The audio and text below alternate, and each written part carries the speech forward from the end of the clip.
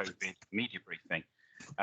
This will actually be the last media briefing for a very short period of time while we review how we're going to do these briefings going forward. And a reminder to those who have been invited to attend at the end, we are going to ask people, colleagues, if they can hang on at the end for a few moments to help us feedback, for you to feedback to us about your experience of the media briefings and what you've gained from them, and how we can serve you best in the future in terms of COVID public health messaging. Okay, so without further ado, so I'll just remind you of the panel. I'm sure you're all familiar by now. Amanda Sullivan, who's the Chief Officer for the Integrated Care System in Nottinghamshire. She's just got a little bit bigger, I think, didn't it, Amanda? And then Dawn Jenkin, who is the Public Health Consultant for Nottinghamshire, and David Johns, who is Public Health Consultant for Nottingham City. So without further ado, we're going to start. Oh, just a few housekeeping, just forgetting myself for a moment. So at the end of the addresses you'll hear from our panel, we'll give you the opportunity to ask questions. In the meantime, if you can please keep microphones and videos muted. And then if you do have a question, please raise your hand, and we'll try and allow you to ask a follow-up question if time permits as well. I think we're going to start with Dawn, if I remembered rightly. David. Oh, failed already. David Johns. Yeah, no, I was going to go first, Luke, if that's all right. Yeah, thank you, everyone. Thanks for turning up and having me back. On Monday, we saw the easing of most of the legal restrictions on social contact and face coverings. And many people have been looking forward to this moment and enjoyed those changes. However, what we've not seen is the easing of COVID-19. COVID-19 is still present and being passed from person to person within our communities. As such, many of the measures that you've heard me and my public health colleagues talk about these last few months continue to be appropriate. But let me just quickly give you some of the figures for Nottingham City to begin with. So we've seen 1,978 cases in the 7 days to the 17th of July. So that's an increase on last week's numbers, which were around 1,500 cases. Now, this means that we've seen a return to a faster rate of increase of cases. And this is forecasted to continue, with cases continuing to increase at least over the next few days. Our case rate is currently 594.2 cases per 100,000, which is an increase on last week's rate and is higher than the England average, which is around 529 per 100,000. And we continue to see case numbers increase in our school-age population, but in the last week, we've also seen cases rise amongst those aged 23 to 39 years, as well as in some of our other adult age groups. Amanda will talk more about this, but we know from working with our NHS and social care colleagues that over the last few weeks, we've continued to see an increase in the COVID-related activity, both in our hospitals and our care homes and residential settings. And evidence suggests the vaccination programme has weakened the link between cases and hospitalisations, which is incredibly encouraging, but it hasn't broken that link. And it's worth acknowledging at that point the efforts that health and social care staff in Nottingham and Nottinghamshire are going through, and who once again find themselves working under enormous pressure, but continuing to provide care for those who need their support. And around the country, people are being asked to take their individual and collective role to reduce transmission of the virus incredibly seriously. And I join that call in asking that the change to the legal restrictions we saw earlier this week doesn't mean that we stop all of the behaviours that have helped us to reduce the spread of the virus in Nottingham and Nottinghamshire in the past, and especially when we're in close contact with others. So what does that mean? So in regards to face coverings, well, in the city, we continue to encourage those living or visiting Nottingham to continue to wear face coverings in crowded indoor areas such as supermarkets or on public transport. And where it could make others who are more vulnerable feel safer and comfortable. In terms of social distancing, in Loxley House, we continue to promote social distancing, and we're asking others to continue to think about space and not unnecessarily be in crowded areas. We've seen great examples of this over the last week. We've had some wonderful weather, and groups of people have been meeting up outside in the parks and in open spaces, which is a great opportunity with good ventilation, reducing that risk of transmission. Now, sometimes some of the most simple actions can be incredibly effective, and I think substituting in today for Lucy, who's our Director of Public Health, I don't think she'd forgive me if I didn't mention the simple actions such as hand hygiene and in particular regular hand washing is a great example of a small change we can keep doing that helps to reduce that risk of transmission. And some of those other things that we need to keep on doing are testing. So testing remains our eyes on the virus, which is incredibly important for us to support particular settings and for NHS colleagues in their planning for the weeks and months ahead to understand what is happening in our communities. But it's also important for me, for you, for our families and loved ones. So if people have any of the symptoms of COVID-19 and as such as a high temperature, continuous cough or loss or change of their sense of smell or taste, they must stay at home and book a PCR test. In addition, everyone should still consider undertaking that twice weekly rapid symptomatic-free testing using lateral flow tests. These are available free from our community testing sites, from local pharmacies or online, and they can be delivered right to your doorstep. And if you have a positive lateral flow test, it's important you then go and follow that up with a PCR test. Self-isolation remains really important.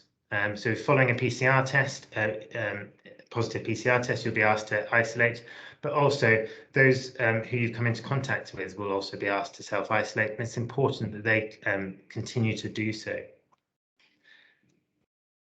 I've left it till last, but arguably the most important thing as adults we can do is vaccination.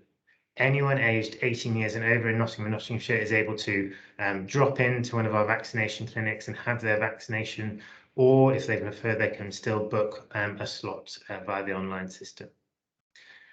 Protecting yourself begins with that first vaccination, but it doesn't end there. The benefit largely, particularly with the Delta variant, arrives from that full protection of 2 vaccinations and the importance of having that second vaccination.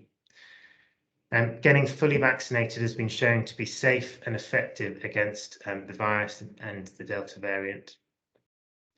And I've recently been notified that I can bring forward my second vaccination. So today on my way home from work from Loxley House, I'll be stopping in at one of our walk-in centres and having my second jab to make sure that I'm fully vaccinated and fully protected. So if you are 8 weeks after your first jab, there is a vaccination there waiting and ready for you to walk into a centre and have that conversation with someone. I think on that note, I'll end there. So thank you. Thank you, David. Really helpful summary and an update there. So let's go to Dawn Jenkin for Nottinghamshire County Council. Good morning, Dawn. Thank you, Luke, and thank you everyone for joining us this morning. I'm glad that you have. I think it speaks to the ongoing importance of COVID. We have seen restrictions removed this week, as David's talked about, and in Nottinghamshire that has meant a lot of people are able to do more of the things that they've been longing to do for so long, and I really understand how important and precious that is to people. But it's also a time where we need to really exercise caution, common sense, and be careful in the way we interact, because as David said, we are still seeing high levels of coronavirus circulating. So I'll give you a couple of the figures for Nottinghamshire. Across the county, the rates are very high and rising. So we are by no means through COVID at this point. We are seeing it's definitely out there. it's out there, and there is very high rates at the moment. I can't emphasize that. The highest rates at the moment we're seeing are in Bassetlaw. If I start with the Nottinghamshire rates, we're at 674 per 100,000 as of the 7 days to the 17th of July. And that is, again, above the national average. For Bassetlaw, we are seeing rates around 895 per 100,000 and rising. So if we think about it, that's coming up on 1 in every 100 people in the last week has been positive for COVID. So it really is out there and circulating in the community. Now, I've mentioned Bassetlaw, but in fact, rates across the county, we're seeing very similar pictures. At the moment, Bassetlaw's highest, but rates are high and rising across the county. And the latest figures are showing no area of the county is below 500 per 100,000. Which means we're all comfortably above the national average at this point. So we are seeing those rates in younger age groups in particular. So it's likely that a lot of that infection rate is linked to people who are as yet unvaccinated. So again, I know that Amanda will come on to this, but really urging people to seriously take advantage of the opportunity to drop in and get your vaccination. You are eligible and get that vaccination as an adult as soon as you can. We are seeing the rates in younger age groups, but we are actually seeing rising rates across all age groups. So this is important for all residents in Nottinghamshire to understand that we are seeing those rates increase in every age group. And clearly, in terms of wanting to protect the more vulnerable and the older, perhaps unvaccinated within our communities, it's going to remain really important that we take all steps to protect our vulnerable family members, friends and colleagues. So I will join David in urging that if you have any of those symptoms that David mentioned, please take it seriously and get a test as soon as possible and do self-isolate. It remains really important that you self-isolate as per requirement if you've got a positive test. So having said that, it is a critical time in terms of the increasing rates for us. But I'd just urge that everyone, as you go about socialising and seeing your family and friends, that you use your good common sense and your good judgment. Be cautious and continue to apply all of those precautions that David has already mentioned. Particularly encourage you that if you are meeting up, it's a really good idea to enjoy the fresh air and good weather and meet up outdoors. But do continue to do all of the other hands, face, space precautions, and that will really help us to damp down on rates and see us through the next phase in the roadmap. Thank you. Over to you, Luke. Dawn. Amanda, if you can just give us a snapshot of the system pressures, but also reiterate some of those messages around the vaccination programme as well. Good morning. Yes, morning. Thank you very much. So the significant rise in infections does unfortunately mean that increasing numbers of people are now being admitted to hospital. So on the 20th of July, we had 107 people in our hospitals with COVID, and this number has continued to rise quite significantly in recent days. So around 16% of those people are critically ill and requiring intensive care, sadly. And looking at this all together, it means that the number of people in hospital is now approaching half of what we saw in wave 1. So it is putting significant pressures on our hospitals, who are also dealing with people who have been waiting a long time for their operation through the earlier waves of COVID, and a whole range of other emergencies coming forward as well. So I would say the vast majority of people in hospital are either unvaccinated or have only had one dose. So please do get your vaccine. Our ambulance services are also busier than ever, and all areas of the NHS are very busy. It's really vital that you do get your jab. Thankfully, we have given over 1.2 million vaccines in our area, and it's thought that vaccinations have prevented 7.15 million infections and over 27,000 deaths in England. So we are very much urging people to come forward for your vaccine. Most people over 40 now in our area have had both doses, and uptake in our younger age groups does continue to rise. But this is really critical. Infection rates are higher than ever in our area overall, and we do still have significant people who are not vaccinated, significant people not vaccinated and with health conditions. And this puts those people at really significant risk when the infection rates are so high. We have got lots of availability for walk-in, either for your first jab or your second jab, and the vaccination bus will be around the city all next week, so do look out for that. The CCG website does have details of where the bus will be. You can have first and second jabs as well.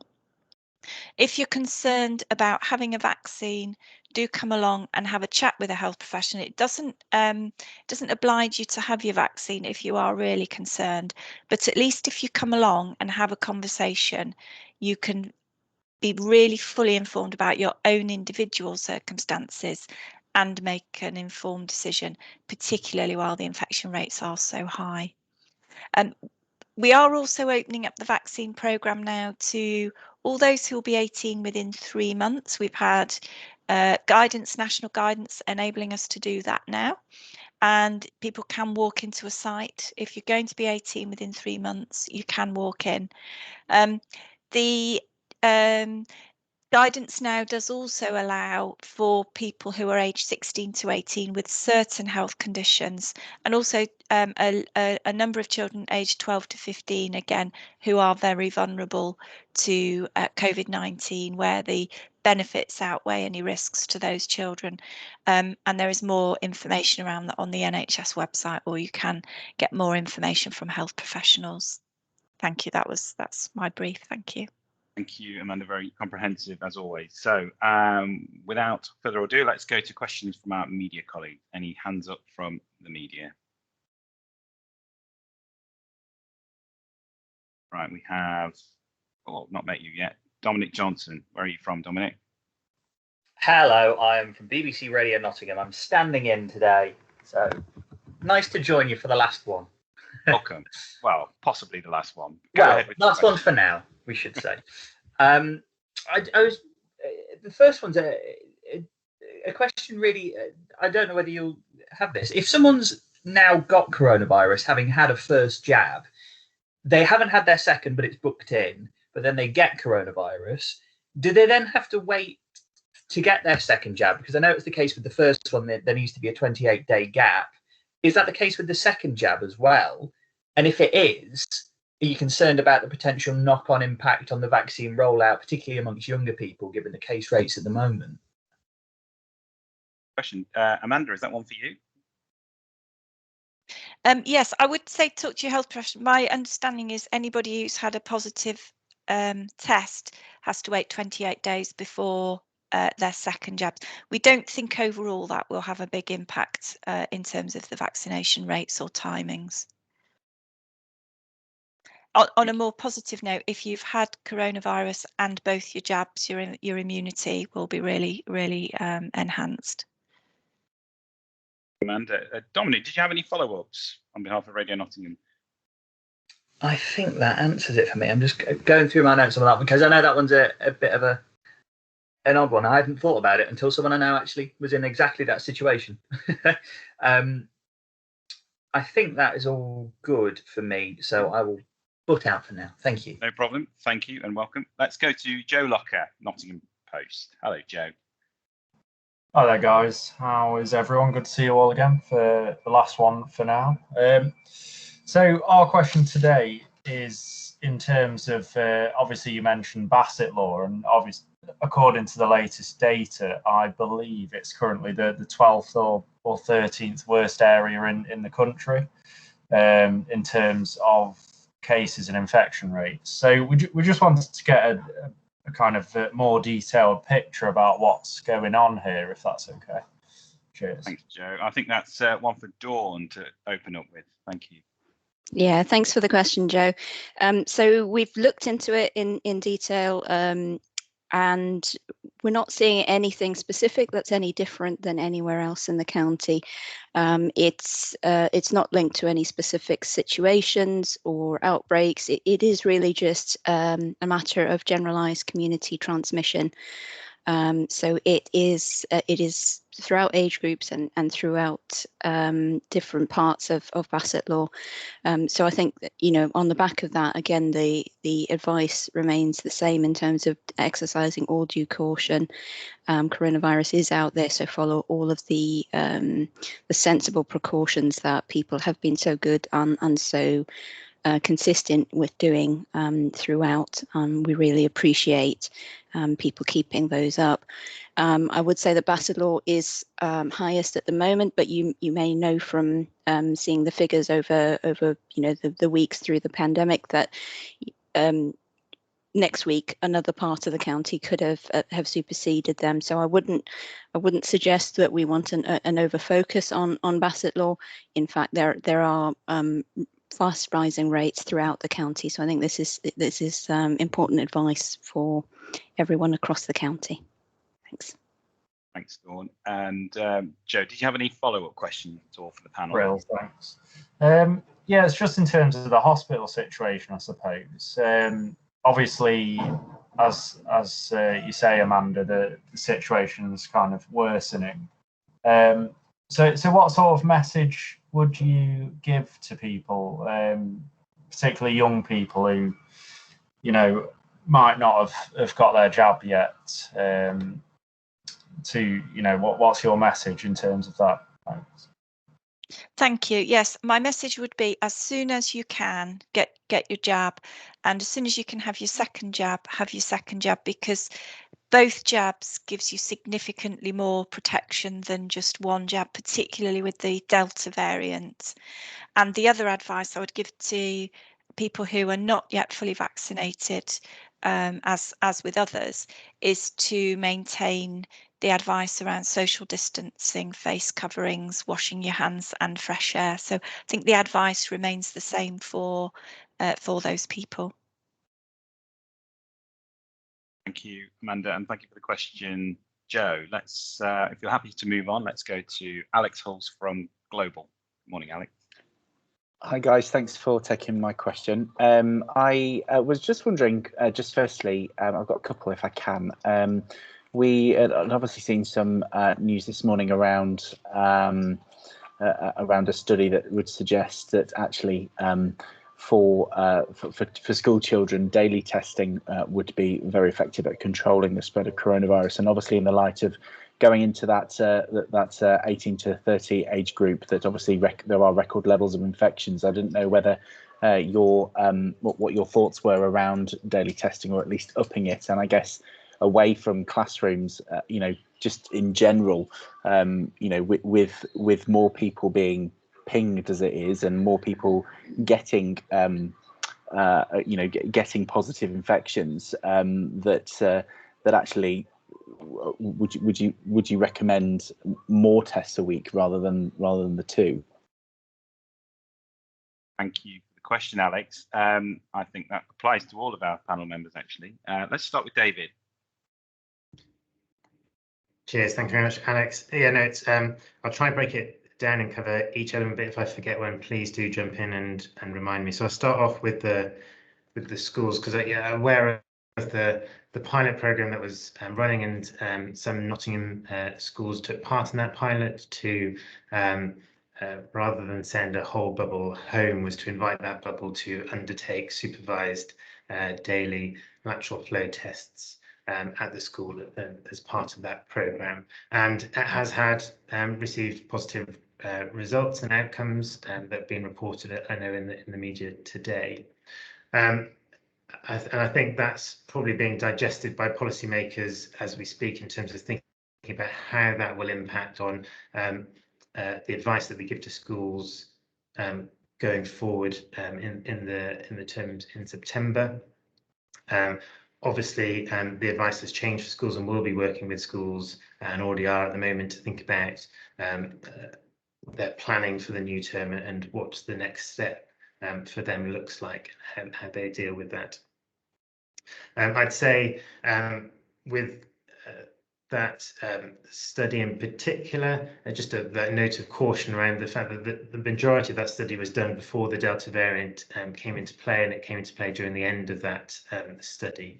And so the amount of testing those schools were having to do was lower than what we saw in the last few weeks and what we're seeing now, which has been a larger number of bubbles in schools that have been impacted by cases occurring within them. So there's a lot to digest in that, and how we take that study and apply it going forward. You mentioned sort of self-isolation more broadly, and some older age ranges and the potential for what we might see in the future. And again, in the news, we're seeing around the new guidance for the critical workforce and health and care staff. In those exceptional circumstances when there are critical workforce issues in those settings, and individuals who are double vaccinated are able to still able to attend their workplace and do work whilst doing their isolations. They're still isolating at home, but travelling to work to do work, and they do that with regular lateral flow testing, similar to the way that the school testing pilot was done. So isolation, I think, remains one of those key tools in our toolkit against COVID-19, and it's something we should really all continue to be doing when we get identified as a contact and notified. Vaccines do reduce the chance of catching the virus considerably, but they don't reduce it to zero. So it does make sense going forward, and as we see going forward into August, self-isolation rules might change, but that to consider adapting our advice to people who are fully vaccinated and what they do when they get notified of being a close contact. But that change hasn't happened yet, and what we're encouraging people to do right now is, when they get advised to self-isolate, to take that isolation period that they're advised to stay at home, and if they develop any symptoms during that period, to go out and get a PCR test to check that if they have COVID-19. Does that cover everything? I think there's very comprehensive, I thought. Yeah. Okay, great. So Dawn, just a reflection from yourself about that issue of the importance of isolation, and whether repeated further testing would be necessary in the community. Thanks. And I mean, first of all, I think David's given a really comprehensive answer there. So I'd just endorse the messages that David's put across there. In terms of, a sensible and manageable approach, not just for our schools, but for our businesses, it is going to obviously be necessary going forwards to balance up the risks around COVID and being able to continue self-isolation and protect our communities from the spread of COVID, with the importance of education, of critical businesses continuing to function. So I do understand the importance of looking at these different approaches in order to help us to manage the long-term impacts of COVID. So saying that, I will welcome further information from the government on the results of all of their daily contact testing trials, noting the one that's come out for schools, and look to hear the policy decisions they'll make around that. And we will work with schools and businesses to help them to implement any policy decisions that come out in terms of daily contact testing. From a public health perspective, as I said, it's about weighing up the risks and the benefits of all of those approaches, and that's going to need to be something that we'll do carefully, jointly, both with the national policy and with our local schools and businesses, and we're already working with them in that way to support them. I just reiterate again the message around self-isolation, that whilst we are starting to see some limited circumstances where we will be able to release people from isolation, the advice right now continues to be very firmly, particularly that we've seen these very high rates of transmission, it is absolutely critical that you continue to self-isolate if you've got symptoms, and get a test. And self-isolate for the required period once you've got the test. That hasn't changed at all. And so I'd urge people to continue to follow that. Thank you. Thank you very much. I'm just conscious of time, but Amanda, I wasn't sure if you had anything further to add around the importance of testing. No, nothing further. Thank you. I think that's covered it. Thank you, Amanda. Let's go to Dale Spridgeon from the Mansfield Chad. Hi there. Hi. Hi. I was just after perhaps a few more details, figures for county rates, particularly a picture of what's happening in the Mansfield-Ashfield area, obviously for our paper. And could you just kind of let us know, could you just tell me again what the England average rate was? I didn't quite catch it. The computer made a funny noise when you were speaking about that. So that's okay. It. What is the R rate as well? That was the other one. So Dawn, possibly for you there, Mansfield and Ashfield rates. And you know, just a general picture, you know, what is happening in Mansfield, where does it stand? You know, you mentioned about Bassett Law being the highest, you know, where does, you know, our areas sort of fit in all that, you know, that kind of system. Yeah, Dawn? Yeah, thanks. Bear with me as I pull up my figures. So in terms of the overall rate in Nottinghamshire, reporting this now for the 7 days up to the 17th of July, the overall rate for Nottinghamshire was 674 per 100,000. And that's 5,583 cases. So looking at Mansfield and Ashfield, at that point, starting with Ashfield, the rate was 527.7 per 100,000, with 675 cases. And for Mansfield, 481.2 per 100,000. And that was 526 cases. So if we look at where Ashfield and Mansfield stand in terms of overall ranking, they are at the lower end of the rate seen in the county. Sorry, you had asked for the national rate as well. So the national rate at that point. Yeah, the national rate was 529 per 100,000. I could hear Dale furiously typing, so she must be writing down everything you've said. Great. Sorry to mute your typing, Dale. So Ashfield and Mansfield both at the lower end of the county figures, but again, if we look at the trajectory over time, they are increasing rapidly. So although rates are lower, they're still very high, and they are still increasing. So sort of more recent, more incomplete data shows those rates continuing to rise. In terms of the R rate, I don't know if, David, do you have that to hand?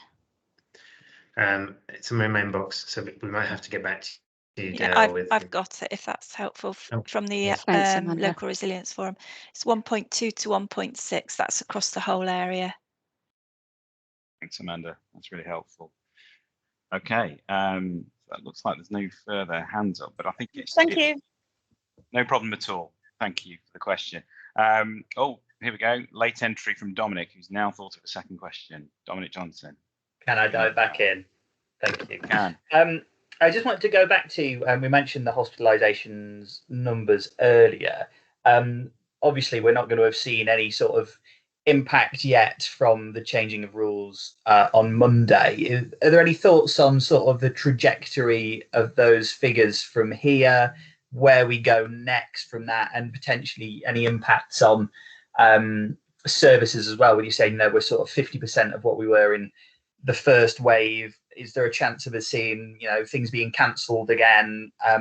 Just any thoughts on where we go from this point with the latest changes? Yes. No, thank you, Dominic. Yes. So it's obviously uncertain in terms of how many people will have to be admitted to hospital, depending very much on vaccination and social distancing and people following those precautions. So we are planning for all eventualities, but the extent at the current time means that we are really very close to having to review, if you like, more routine and planned operations as well. And that's particularly linked to staff who have to be off as well because they're self-isolating. So it's partly to do with how many people are in hospital, but it also is to do with how many staff are affected by COVID as well. So, but we are we are really looking at that very closely on a day-to-day basis now. And I guess any changes in terms of isolations for healthcare staff might have an impact on that if they're then released again. Yes, that's right. So it's balancing all of those three things. Yes. Thank you, Dominic, and thank you for the comprehensive answers, Amanda. So normally at this point, I'll just give the panel the opportunity to reiterate the key things on their minds as we head into a slightly cooler weekend, but still nice enough to be gathering outside, so it would appear. So just in turn, Amanda, what would be the best help from the Nottinghamshire public to the NHS this weekend? I think take the advantage of the walk-in and get your vaccine if you haven't already been vaccinated. If you're due for your second jab, get your second jab. Thank you. Thank you, Amanda. And David, the same question to you, but from I'm guessing that if we think about the schools breaking up this week, there's probably going to be a few messages for families as well this weekend. Yeah, no, definitely. But I think there's messages for us all because it's been an important week for many people, and as people break up for schools and they start meeting up with family and friends further afield than Nottingham as well. So I think it's been an important time, and I welcome all of that. But I suppose my reminder is that all of that comes with those responsibilities to all of us as workplaces, as businesses, or as individuals. So getting tested if you have symptoms is still important. Self-isolating if you're identified as a contact is still important. And wearing face coverings and giving people space and opening a window to provide good ventilation still reduces the risk of transmission, regardless of the loss of the legal requirement to do some of those things. And most importantly, vaccination remains sort of incredibly important. And as Amanda's highlighted, not just that first dose and getting started on that vaccination journey, but completing it with that second dose. David. And to Dawn, I suppose, while the legal framework might have ended, COVID didn't get the brief, did it? And I guess you will be wanting to plead to the people of Nottinghamshire. And it's a harder message for us to land, isn't it, at the moment, because people are starting to enjoy those freedoms. So with that as a context and background, what is your realistic plea to the people of Nottinghamshire over the course? Absolutely. Thanks, Luke. So the restrictions might have ended, but COVID hasn't gone away. You've heard the figures; it is circulating out there. So my plea is for everyone to act safely. By all means, I know that families are and all of us are really looking forward to enjoying our summer weather. But I'd say use your common sense and caution. Continue to protect yourself, your family, and your friends by doing all of those simple common sense things that we have been so good at doing all along the hand space. Those are things that we've gotten really used to doing now, and it's become second nature. So I'd say, sometimes it may feel like an inconvenience, but it really is worth it. The bug hasn't changed. If anything, it's got more infectious. So it's more important for us to keep taking all those sensible precautions. That really is key. And reiterate again, get your first dose, get your second dose. Getting jabbed is so important. It's a really key way that we're going to stop the transmission of this virus. So thank you. Thank you, Dawn. Thank you to our panel members. It's really appreciated. Just pause for a moment to thank all of our panel members for all of their input in these briefings, appreciating that it is quite labour intensive, but equally incredibly important that we've been able to have the opportunity to get our key messages across to the public. And we want to thank all our media colleagues as well over the course of briefings for getting our messages out, but also for responsible reporting, for comprehensive reporting, for holding us to account where necessary, but also more importantly, just getting that message out to the people of Nottinghamshire. So I just wanted to take that opportunity to say thank you to our panel members, and also thank you to our media. So we are going to ask colleagues from the media if they can hang on, if you're able to, or those who can, for just a few